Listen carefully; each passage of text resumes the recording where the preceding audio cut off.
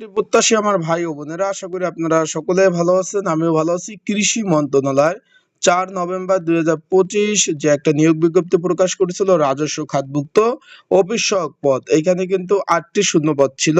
তার কিন্তু পরীক্ষা আগামী 4 এপ্রিল 2026 বিকাল 3টা থেকে 4টা পর্যন্ত কিন্তু হতে যাচ্ছে। অলরেডি আপনারা এডমিট কার্ড ডাউনলোড করেছেন।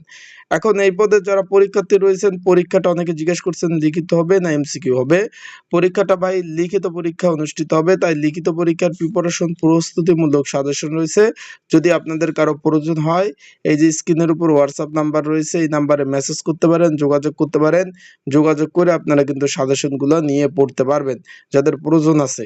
এখানে লিখিত পরীক্ষা হবে। আর চাকরিটা অনেকে জিজ্ঞেস করছেন সরকারি কিনা, ভাই এটা সম্পূর্ণ সরকারি এবং রাজস্ব খাতভুক্ত। আশা করি বিষয়টা বুঝতে পারছেন। তাই ভালো থাকবেন, সুস্থ থাকবেন। আসসালামু আলাইকুম।